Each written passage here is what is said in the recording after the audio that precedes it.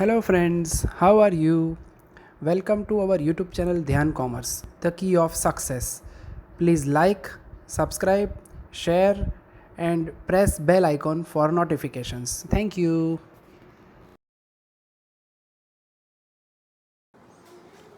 जय माता जी students. Last time हमने बहुत ही प्यारे प्यारे लिमिट के एग्जांपल्स किए हैं।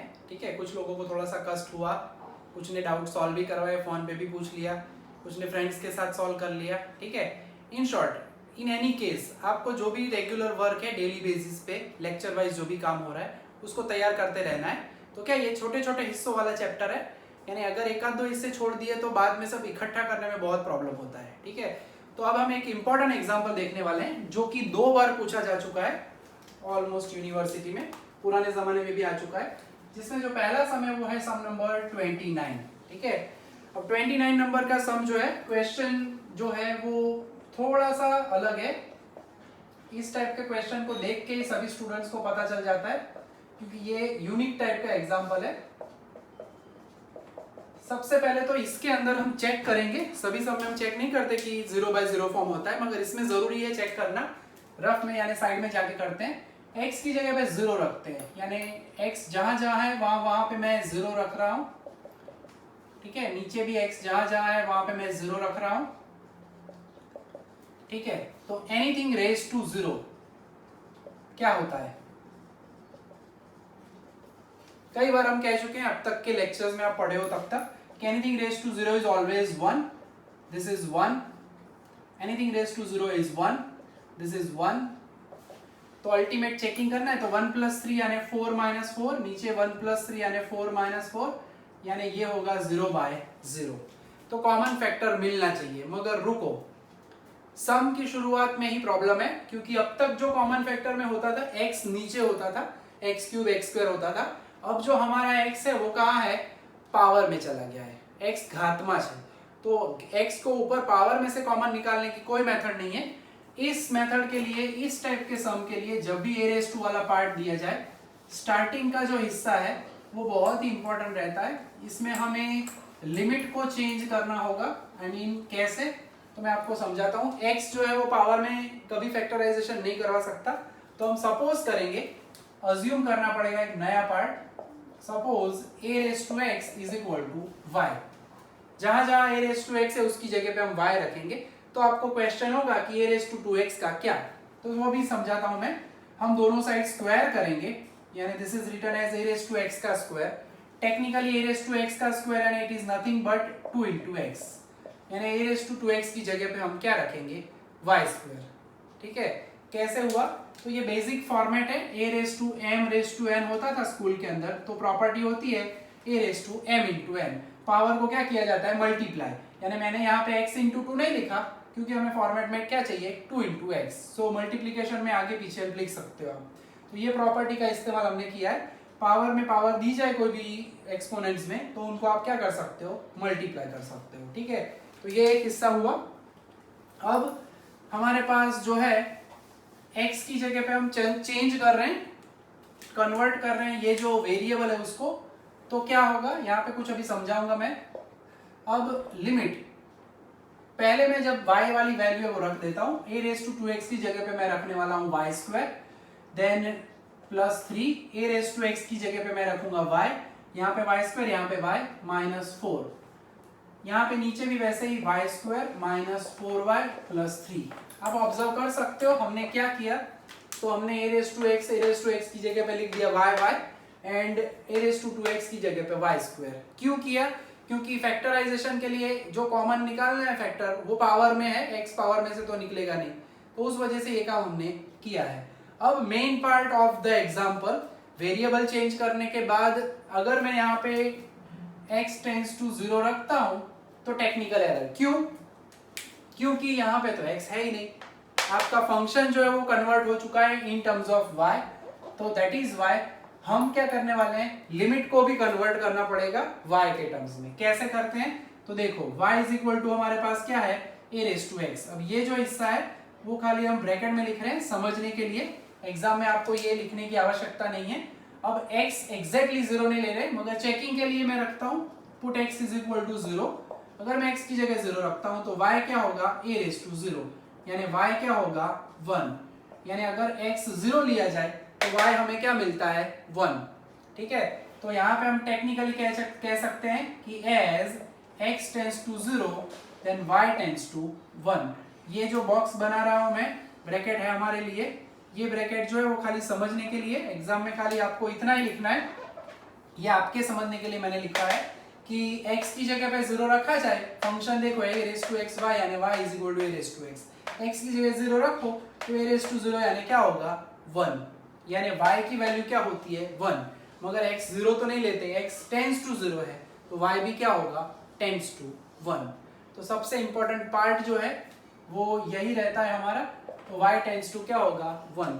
और अब ये जो सम है वो बाकी जो नॉर्मल सम्स होते हैं वैसा सम हो चुका है, अब इसमें कोई कष्टदायक काम नहीं है। अब फैक्टराइजेशन तो सीधा हवा में ही कर सकते हो, 0 बाय 0 तो होगा ही, 4 का फैक्टराइजेशन करो, बीच में +3 लाना है, यानी हम क्या करते हैं y4 y1, साइन आपको सोचनी है, बीच में क्या चाहिए +3, तो मैं बड़े नंबर के आगे क्या रखूंगा +4 और छोटा जो है उसमें -1, यानी 4 × 1 -4 होगा, एंड 4 में से 1 जाए तो +3। पहले सम में जैसे करवाया था ऐसे न्यूमरेटर डिनोमिनेटर करके करना है फैक्टराइजेशन तो भी चलेगा, आंसर यही आएगा। नीचे भी आप ऑब्जर्व कर सकते हो 3 है, यानी 3 का टेबल होगा 3 1 3, 4 चाहिए बीच में, अब दोनों की साइन हमें रखनी पड़ेगी माइनस, तो ये -3 और -1 क्या होगा -4। तो ये पैटर्न हो गई, इस तरह से आप ढूंढ सकते हो। y वाले में लिमिट ढूंढो या x वाले में, आंसर दोनों का सेम ही रहेगा क्योंकि हमने फंक्शन को ही खाली कन्वर्ट किया इन टर्म्स ऑफ y, ताकि ऐसा कॉमन फैक्टर ऊपर नीचे कैंसिल हो जाए। यानी अब हम कैंसिल करते हैं, हमारा कॉमन फैक्टर बचा क्या, तो y +4 एंड नीचे y -3। ठीक है, और अब y की जगह पे हम 1 रख सकते हैं, सो 1 +4 एंड 1 -3, सो टोटल अगर आप करते हो तो दिस इज 5 -2, अल्टीमेटली हम पहले भी कह चुके हैं माइनस हम आगे रख सकते हैं, सो आंसर क्या होगा -5/2। तो इसके अंदर नया पार्ट क्या है, तो चेंज करते हैं हम लिमिट, वेरिएबल बदलने की वजह से हमें लिमिट भी चेंज करनी पड़ती है, और अल्टीमेटली पूरा जो आंसर है फंक्शन हमने लिखा था y के टर्म्स में जो कि कन्वर्ट हो चुका है, और अब हम उसकी जगह पे वैल्यू रख सकते हैं, limit of the function is -5/2। और आज हमें 2 सॉलिड सम देखने हैं। ठीक है, सॉलिड बोला जा रहा है क्योंकि इसके अंदर मेथड में थोड़ा सा परिवर्तन है, फैक्टराइजेशन के लिए हमें 9th स्टैंडर्ड की मेथड का इस्तेमाल करना पड़ेगा। ओके, तो वैसे जो 2 सम है उसमें हम सम ले रहे हैं पहले 26 नंबर, 2 सम है 25 और 26, और दोनों हम यहीं पे करने वाले हैं, और ऐसे इलुस्ट्रेशन जरूर है जिसमें फैक्टराइजेशन हम कुछ टेबल वाली मेथड से करेंगे, उसमें आप इलुस्ट्रेशन में ये मेथड अप्लाई करके भी सम कर सकते हो। ठीक है, तो हम सबसे पहले हम देखने वाले हैं सम नंबर 26। अब जो 26 नंबर का सम हमारे पास है, क्वेश्चन है, बुक के अंदर आप ऑब्जर्व कर सकते हो, पेज नंबर जो है वो 40 है, 40 नंबर का पेज है। क्वेश्चन कुछ इस तरह से दिया गया है, limit x tends to -3, function is given as x³ + x²। Sign is very important, अगर आप साइन में गड़बड़ करते हो तो बहुत प्रॉब्लम रहता है, सो खास ध्यान रखना है कि साइन में कोई भी कष्ट ना हो। फैक्टराइजेशन करने के लिहाज से अगर हम बात करें तो मेन पार्ट ये रहता है कि न्यूमरेटर डिनोमिनेटर का फैक्टर करने से पहले आपको चेक करना है कि टेंड्स टू क्या 0 होता है। आप x की जगह पे -3 रखते हो पूरे ऊपर हिस्से में, नीचे हिस्से में मैं चेक कर चुका हूँ, यहाँ पे वो टाइम हम यूटिलाइज नहीं करते, अब चेक कर लेना, उसमें ऊपर भी 0 आएगा नीचे भी 0 आएगा। और अब हमें पता है x टेंड्स टू -3 हो तो कॉमन फैक्टर होना चाहिए x +3। अब वो कैसे करना चाहिए, तो वो फैक्टराइजेशन का जो मेथड है हमारे पास, जो हम 9th स्टैंडर्ड में पढ़ चुके हैं, उसका इस्तेमाल करेंगे, जिसके अंदर टेबल मेथड हम यूज करने वाले हैं। 2 तरह से होता है वैसे वो फैक्टराइजेशन। तो न्यूमरेटर की बात हम कर रहे हैं सबसे पहले, तो न्यूमरेटर के अंदर आप ऑब्जर्व कर सकते हो x³ + x² - 2x + 12। अब जब भी फैक्टराइजेशन करना हो तब ये जो टर्म्स होती है वो सीक्वेंस में होनी चाहिए, असेंडिंग ऑर्डर या डिसेंडिंग, असेंडिंग એટલે चढ़ता क्रम में, डिसेंडिंग એટલે उतरता क्रम में। x³ के बाद x² होना चाहिए, तो x² के बाद x⁻1 होना चाहिए, एंड लास्ट में कांस्टेंट टर्म। कोई मिसिंग है तो क्या प्रोसीजर करनी है वो नेक्स्ट सम यानी 25 में मैं समझाऊंगा।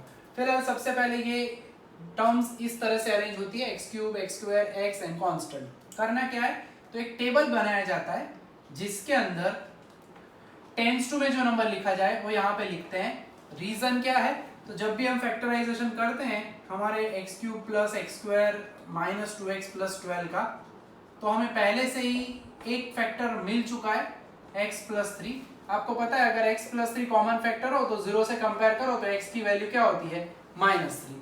उसका ही कॉन्सेप्ट का इस्तेमाल करके ये टेबल वाली मेथड हम यूज करते हैं। ठीक है, अब आगे क्या करना है, तो सबसे पहला काम तो आपको ऑब्जर्व करना है आपका जो भी फंक्शन है वो फंक्शन में सभी टर्म्स होनी चाहिए। फिर क्या करना है, 10 में यहाँ पे नंबर रख दिया, कोऑफिशिएंट एक्स क्यूब का कोऑफिशिएंट सहगुणक कुछ ना हो तो 1 होता है, टर्म है अगर और नंबर नहीं लिखा है तो 1 लिखना है।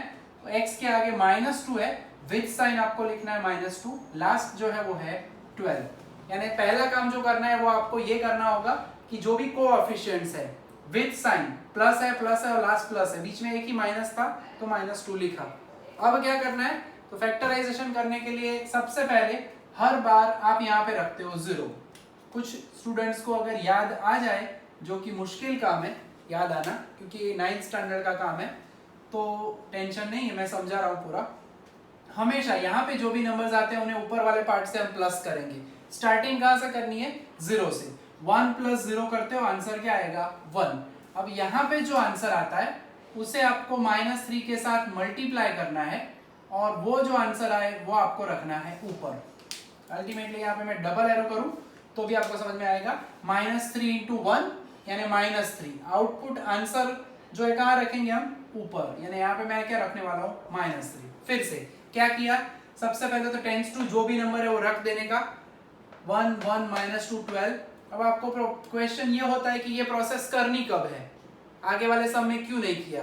तो जब x³ x² x इसी तरह से 3 पावर वाली पॉलिनोमियल हो, 3 घात वाली बहुपदी आपेली हो ऊपर नीचे, तब हम इसका इस्तेमाल करते हैं, या कोई भी एक जगह पे हो तो भी करना पड़े, क्योंकि x³ वाले के लिए कोई फैक्टराइजेशन की मेथड आपके पास फिलहाल फॉर्मूला में भी हमारी जो है वो x³ + 8 है, x³ - 8 है, 2 टर्म्स के लिए है। x² x हो तो यही एक मेथड रहती है। इन शॉर्ट x³ से स्टार्ट होती हुई पूरी टर्म है, और अगर आंसर सीधा नहीं मिलता है, आपको फैक्टराइजेशन करना पड़े, 0/0 मिले, तब ये मेथड हम अप्लाई करते हैं। ठीक है, तो सबसे पहले हमें कोएफिशिएंट्स लिख देने, 10 जो है वो रख देना है, देन 0 रखो, दोनों को प्लस करो, नीचे जो आंसर आए हमेशा जो भी आता है उसको मल्टीप्लाई करो, जो मल्टीप्लिकेशन आए ऊपर रखो। सेम प्रोसेस, 1 + -3 यानी 1 - 3 दैट इज -2।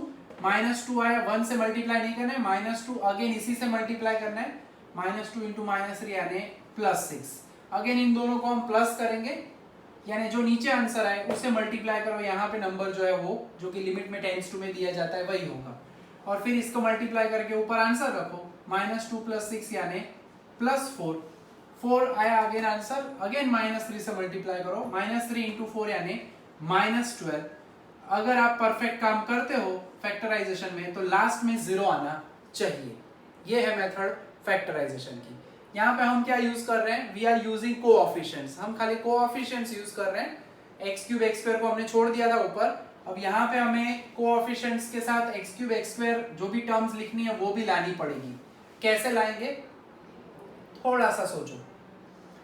x³ पावर है, ब्रैकेट के अंदर ऑलरेडी हमारे पास एक x तो है ही, यानी अगर मैं यहाँ पे x³ लिखता हूँ तो एरर होगी, क्योंकि x³ × x यानी x⁴ पावर। यानी जब भी आप फैक्टराइजेशन करते हो आपका सेकंड ब्रैकेट है उसमें स्टार्टिंग ऑलवेज होती है x² से, क्योंकि x ऑलरेडी आगे होगा, x² आएगा, देन x आएगा, देन कांस्टेंट टर्म। अब उल्टे जाना है, x² का कोएफिशिएंट कौन सा होगा, x² का कोएफिशिएंट यहां से लेना है 1, यानी 1 × x², 1 लिख रहे नहीं, प्लस है, -2 है, यानी मैं x का कोएफिशिएंट लिखूंगा -2। लास्ट आया कांस्टेंट है +4, तो मैं लिखूंगा +4, दैट्स ऑल। तो ये हो गया फैक्टराइजेशन। कैसे किया, तो पहला फैक्टर x + 3 कैसे मिलता है तो हम पहले कह चुके हैं, 10 to -3 है तो x + 3 इज कॉमन फैक्टर, ये हिस्सा पहले लिख दो, इज इक्वल टू में पहला फैक्टर रेडी रखना है। दूसरे फैक्टर में क्या करोगे, यहाँ पे जो भी टर्म है उससे एक लोअर ऑर्डर, अगर 4 पावर हो तो यहाँ पे आप 3 पावर लिख सकते हो। इन शॉर्ट एक x होने की वजह से ओरिजिनल पावर में से एक पावर क्या हो जाती है, कम।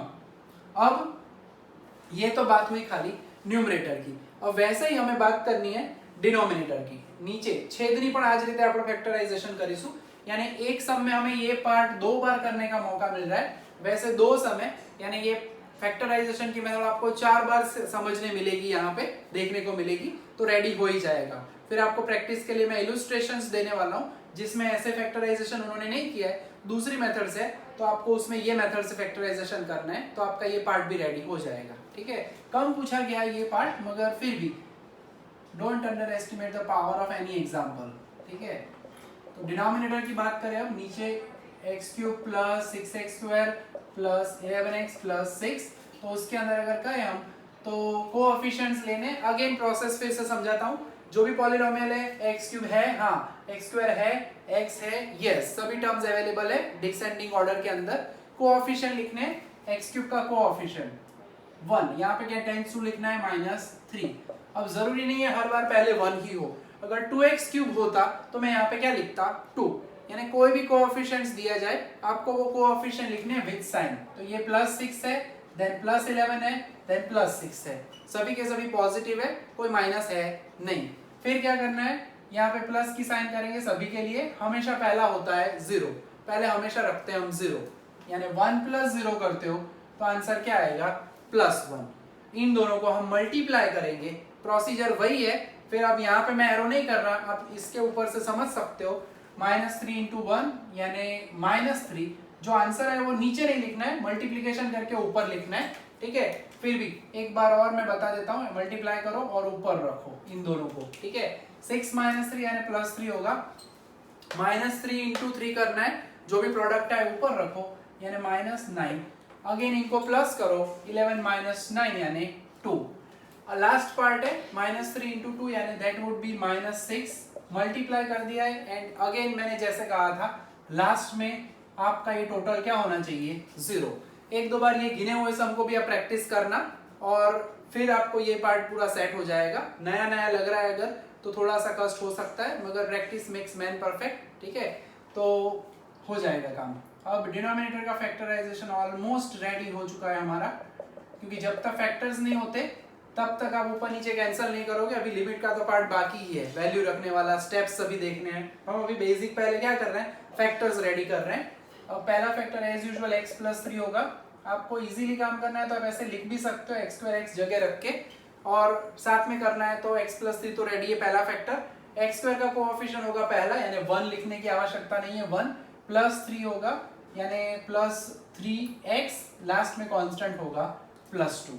ठीक है, तो ये फैक्टराइजेशन हो गया डिनोमिनेटर का। आगे का काम बहुत ही सिंपल है। अब हम क्या करेंगे, इनकी वैल्यू रख देते हैं। हमारा जो मेजर काम था, जो मेन काम था वो खत्म हो चुका है, फैक्टराइजेशन करने वाला। ये लिख के दिखाना जरूरी होगा एग्जाम में, क्योंकि आप ये काम डायरेक्टली नहीं दिखा सकते, ये वाला फैक्टराइजेशन जो है। एंड उसके बाद की प्रोसेस नॉर्मल सिंपल है, जैसे ही कॉमन फैक्टर आप कैंसिल कर देते हो ऊपर नीचे, जो कि अब हम कर रहे हैं। जब तक आप वैल्यू x की नहीं रखते तब तक हमें ये पूरा जो लिमिट वाला हिस्सा है वो साथ में लिखते रहना है, ऐसा हमने पहले भी कहा है। और अब अगर बात करें तो अब इसकी x की जगह पे मैं -3 रखता हूं, सो x की जगह पे -3 रखेंगे तो हमें हमारा आंसर इजीली मिल जाएगा। यानी मेन पार्ट है ये फैक्टराइजेशन का तरीका। तो अब x की जगह पे मैं -3 रखता हूं, -3 का स्क्वायर 2 × -3 + 4 डिवाइडेड बाय -3 का स्क्वायर +3 × -3 + 2। खास ध्यान रखना है x की जगह पे ही आपको वैल्यू रखनी है, दूसरी कोई जगह पे वैल्यू ना रख देना, अदरवाइज आपका जो आंसर है वो गलत हो जाएगा। 3² N E square is always positive, यानी 9 +6 + 4, नीचे भी -3 का स्क्वायर यानी +9। ध्यान से 3 × 3 दैट इज -9 एंड +2। सो अगर आप देखते हो तो दैट इज ऊपर होगा 19 एंड 9 9 कैंसिल, नीचे होगा 2, यानी फाइनली अगर आप ऑब्जर्व करो तो हमारा आंसर रेडी हो गया है 19/2। एंड हमें पता है एज यूजुअल कि हम लास्ट में बॉक्स जरूर बनाते हैं। ठीक है, तो उसके लिए जरा क्वेश्चन ऑब्जर्व करना पड़ेगा। ऊपर वाला पार्ट जा चुका है यहाँ से, yes. So x³ + x² - 2x + 12 divided by x³ + 6x² 11x + 6। ये लिखना कई स्टूडेंट्स को बोरिंग लगता है, मगर परफेक्ट 100% प्रॉपर मार्क्स लाने हैं तो आपका ये बॉक्स देख के ही पेपर चेक करने वाले तुरंत आपके 3.5 मार्क्स से लेके 4 मार्क्स रख देते हैं इस सम के अंदर। ठीक है, तो ये हमारी इस टाइप की कैटेगरी का पहला सम हुआ। और अब जो हमें दूसरा सम देखना है वो है सम नंबर 25। इसी पेज के ऊपर हमें दिया गया है सम नंबर 25, जो कि अब हम ऑब्जर्व करेंगे। सेम ऐसे ही फैक्टराइजेशन करना है, खाली नया एक पार्ट क्या आएगा, तो उसके अंदर हमें कोई एक आध टर्म मिसिंग दी गई है। आप देख सकते हो आपकी बुक के अंदर, बुक सामने अगर हो तो, अदरवाइज मैं अभी क्वेश्चन लिख ही रहा हूँ। सो ये दोनों समय मोस्ट आईएमपी कह सकते हैं, method wise most IMP. Variation आपको श्योरली मिल ही रहा है, हर दिन जो भी लेक्चर हम कर रहे हैं कुछ ना कुछ नया आता रहेगा लिमिट के अंदर। सो सम नंबर 25 की अगर बात करें तो limit x tends to 2 x cube minus 2x minus 4। Numerator में कुछ तूफानी पार्ट आ चुका है जो कि अगर आप ऑब्जर्व करना चाहो तो कर सकते हो। नेचुरली इसमें भी मैं चेक करके बताने वाला नहीं हूँ। 2 क्यूब यानी 8 माइनस 2 इंटू 2 यानी 4 एंड 4 यानी 8 विल बी 0। नीचे वैसे भी उसी तरह से क्या होगा 0। कोई भी सम खास चेक करना है रफ में आपको तो चेक करना ही है। मैं जैसे बोल रहा हूँ हो गया है, आपको ऐसे मान लेना नहीं है। हर सम के अंदर आपको चेक कर लेने का कि 0/0 होता है या नहीं। न्यूमरेटर का फैक्टराइजेशन जो है वो यहाँ पे थोड़ा सा इंपॉर्टेंट पार्ट ज्यादा है, क्योंकि यहाँ पे जो पार्ट है उसके अंदर x क्यूब के बाद x स्क्वायर नहीं है। तो क्या करना है, तो सिंपली कुछ ना होना यानी 0। हम जब भी कोई पार्ट मिसिंग है अगर नहीं लिखते तो भी चल जाता है, मगर जो भी टर्म मिसिंग होगी उसके साथ कोएफिशिएंट लिख के लिखेंगे, हम रख के लिखेंगे 0 इंटू एक्स स्क्वायर। ठीक है, 2x में 0 मत करना, 2 तो जिंदा है। क्यों किया, क्योंकि x क्यूब के बाद x स्क्वायर नहीं था। ठीक है, तो जो भी टर्म मिसिंग हो उसके कोएफिशिएंट को लिखना है 0। रीजन, क्योंकि हमें ये टेबल के अंदर जब वैल्यू रखनी होती है x टेंड्स टू यहाँ पे +2 है तो मैं +2 रखूंगा। तो मेरा कॉमन फैक्टर जो है वो क्या होगा, तो वो भी मैं पहले ही समझा देता हूँ। आगे वाले में माइनस था तो हमने लिखा था x +3, यहाँ पे +2 है तो कॉमन फैक्टर क्या होगा x -2। तो जो नंबर है उसका यहाँ पे ऑपोजिट साइन वाला फैक्टर रेडी हो जाता है। कोएफिशिएंट वाइज x क्यूब का कोएफिशिएंट 1। कुछ स्टूडेंट्स ये लिखना नहीं चाहते तो भी चलता है। अगर आपको डायरेक्टली समझ में आता है कि x स्क्वायर नहीं है तो मैं क्या लिखूंगा 0, मगर जल्दी में मार्जिन ऑफ एरर रहता है, इस वजह से हम हमेशा ऐसे ही लिखेंगे कि जो भी टर्म मिसिंग हो उसका कोएफिशिएंट 0 लिखो, यानी यहाँ पे जब लिखना होता है तब कष्ट नहीं होता फिर। एंड उसके बाद x का कोएफिशिएंट -2 एंड लास्ट में कांस्टेंट टर्म माइनस है तो माइनस रखो। ठीक है, और अगर ऐसा लग रहा है तो यूज ब्रैकेट्स ताकि ये सभी मिक्सअप ना हो जाए। ठीक है, प्रोसेस अगेन वही है। सबसे पहले आप क्या करते हो +0, सबसे पहले 0 प्लस करना है, नीचे उतारो आंसर, फिर जो भी आंसर आए मल्टीप्लाई करो, उस आंसर को रखो ऊपर, यानी 2 इंटू 1 यानी 2 ऊपर रख दिया। 0 + 2 करना है, आंसर आएगा 2। 2 के साथ 2 मल्टीप्लाई करो, आंसर आएगा 4। देन ऊपर नीचे अगेन प्लस करोगे, -2 + 4 यानी +2। 2 इंटू 2 यानी अगेन 4। परफेक्ट काम हो गया है, क्यों, क्योंकि आंसर 0। ठीक है, आपका 0 आ जाता है तो वो हमारे लिए हैप्पीनेस की साइन रहती है। आप ऐसी साइन मत करना, खुश हो जाते हैं कि हमारा काम जो है वो परफेक्टली हो चुका है फैक्टराइजेशन का। अब फैक्टर में अभी बताया था मैंने x क्यूब है तो आपकी पहली टर्म x स्क्वायर ही होगी। ऊपर जाए मिसिंग था मगर यहाँ पे हमने फैक्टराइजेशन किया है। कोएफिशिएंट लकीली अगेन 1 है, 1 लिखते नहीं हम, सेकंड में 2 लिखेंगे। x स्क्वायर के बाद आता है x, लास्ट में कांस्टेंट है वो भी प्लस है तो होगा +2। ठीक है, तो ये हमारे न्यूमरेटर का फैक्टराइजेशन थोड़ा सा नया हुआ क्योंकि वहां पे क्या था, एक आध टर्म मिसिंग थी। ठीक है, तो मिसिंग टर्म्स के लिए आप क्या कर सकते हो, तो कोएफिशिएंट हमें लिख देना है एज 0। ठीक है, अब डिनोमिनेटर की बात अगर हम करें, डिनोमिनेटर छेद, बराबर, ये तो आपने खबर है। न्यूमरेटर એટલે अंश, डिनोमिनेटर એટલે छेद, इसका भी फैक्टराइजेशन होगा एक बार। ऐसा मैं सम एक्सरसाइज का कोई ऐसा ज्यादा सम है नहीं, इलस्ट्रेशन में 2-3 ऐसे सम है जिसमें मैंने पहले ही कहा है कि ऐसा मेथड हमें यूज करके खुद करना होगा। बुक के अंदर उन्होंने अलग फैक्टराइजेशन का थियरम यूज किया है, आंसर सेम ही आता है दोनों में। सो डिनोमिनेटर रेडी हो चुका है हमारा, तो इसमें सभी टर्म्स रेडी है, यानी x cube, x square, x and constant. ठीक है, टेंड्स टू में जो नंबर है वो सीधा लिखो। कोएफिशिएंट ऑफ x क्यूब यानी 1, x स्क्वायर का कोएफिशिएंट यानी -1, x का कोएफिशिएंट यानी again -1 and constant term -2। So bracket करना है जब भी माइनस नंबर हो। तो क्या है, कभी कभी लिखने में आप ऊपर से नीचे आने में माइनस की जगह प्लस कर देते हो, इसमें तो नहीं, स्टेप में जब लिखते हैं तब तो खास ब्रैकेट करना चाहिए अगर अकेले नंबर्स हो तो। Procedure again the same, plus करके 0 रख दिया, 1 + 0 यानी 1 होगा, मल्टीप्लाई करो इन दोनों को, आंसर जो है वो ऊपर रखो, ऊपर रख दिया, -1 + 2 यानी +1 आया, अगेन 1 × 2 यानी अगेन 2 किया, लकीली दिस इज ऑल्सो 1, बहुत ही सारे 1 ही 1 है, ये जीवन है, कोई नहीं, चलो छोड़ो। तो आंसर में ये 1 आया, 1 × 2 यानी अगेन मल्टीप्लाई करते हो तो +2, एंड 0 आ जाए तो खुशी का ठिकाना नहीं रहता, आई मीन रखना चाहिए ठिकाना, क्योंकि हमारा फैक्टराइजेशन हो चुका है। ठीक है, तो मेथड इजी है, मगर ये 3-4 बार आप कर लोगे, ट्राई करना, कॉपी करो, तब खुद रफ में फैक्टराइजेशन करो ताकि मेथड रेडी हो जाए। सम खाली जो आपको दिया जा रहा है क्लास वर्क, होमवर्क, को इसीलिए नहीं दिया जा रहा कि आप आंखें बंद करके कॉपी कर करके लिखो, आपको ये पार्ट रेडी करने का मौका मिले, इस वजह से रेगुलर काम का चेकिंग भी हम कर रहे हैं। ठीक है, तो ये सभी जो काम हो रहा है वो आपके लिए हो रहा है, so be regular and get successful. अब कोई नहीं, चलो, तो जैसे इसका फैक्टराइजेशन किया वैसे ही होगा, x³ - 2 x² - x - 2 का फैक्टराइजेशन में पहला x - 2 होगा, देन क्यूब है तो आप x² लिखते हो, कोएफिशिएंट 1, x का कोएफिशिएंट 1 एंड लास्ट में कांस्टेंट नंबर यानी उसमें भी क्या होगा 1। तो अब हम तैयार है हमारी वैल्यूज रखने के लिए।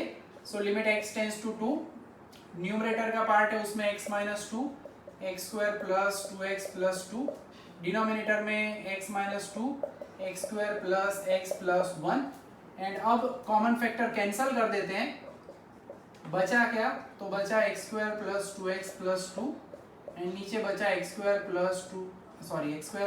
x + 1। खास ध्यान रखना x का 2x है, 2x का x ना हो जाए, और जब हम वैल्यू रखते हैं अंदर तब ये लिमिट वाला पार्ट छोड़ देंगे, यानी अप्लाइंग वैल्यू 2² + 2 × 2 + 2, नीचे होगा 2² + 2 + 1, that is 4 + 4 + 2 upon 4 + 2 + 1, that is 10/7। तो फाइनली अगर हमारा फाइनल आंसर के बारे में बात करें तो फाइनल जो बॉक्स बनाते हैं हम, हर बार बॉक्स बनाते ही हैं, ये लिमिट के अंदर खास ध्यान रखना है, कोई ऐसा पर्टिकुलर उन्होंने ऐसे नहीं बोला है, मगर ये हमारे लिए है कि हम परफेक्टली आंसर को हाईलाइट करके बताते हैं कि हाँ देख लीजिए हमारा आंसर रेडी है, और दे दीजिए हमें पूरे 3.5 से लेके 4 marks, depending on the paper setter, जो भी करते हैं सेट पेपर उनके हिसाब से मार्क्स होंगे। सो ये जो है वो बहुत ही इंपॉर्टेंट हमारे 2 एग्जाम्पल हुए। ठीक है, इसके जैसे अब इलस्ट्रेशन के अंदर हमारे पास कुछ एग्जाम्पल्स हैं, ठीक, जिसमें ऐसा क्यूब वाला पार्ट है, 4-5 एग्जाम्पल में ऐसे फैक्टराइजेशन आ सकता है जो उन्होंने अलग तरह से किया है। अगर मैं कहूँ तो आपको होमवर्क में जो करना है उसके अंदर इलस्ट्रेशन नंबर 28 है, नॉर्मल सब मैं होमवर्क में दूंगा विथ इलस्ट्रेशंस, क्योंकि जरूरी है इलस्ट्रेशन करना भी। देन इलस्ट्रेशन नंबर 24, 25, अगर सीक्वेंस में लिखे तो 24, 25, 28, ये तीनों इलस्ट्रेशन, यस, सीधू कॉपी ना करता, सीधा अंदर से कॉपी नहीं करना है, उसमें डिनोमिनेटर में न्यूमरेटर में अलग फैक्टराइजेशन किया है, आपको उसकी मेथड छोड़ के इस तरह से टेबल वाइज फैक्टराइजेशन करना है। और एक्सरसाइज में जो सम है उसमें जो हम अब तक कर चुके हैं वैसे 1-2 छोटे छोटे सम है वो मैं आपको दे रहा हूँ, तो वो आप आराम से कर पाओगे। वैसे लास्ट टाइम भी 1-2 सम तो दिए ही थे, मगर एक जो सम है वो 68 नंबर है, उसका बी देने का रह गया था, एफ ऑफ वाला पार्ट जो हमने फंक्शन वाला पार्ट किया था उसमें।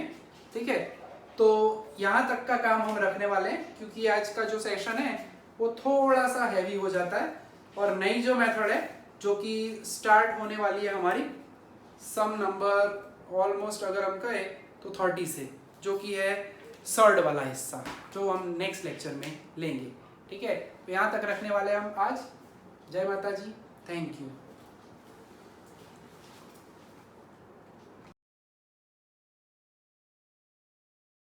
Please like, subscribe, share and press bell icon for notifications.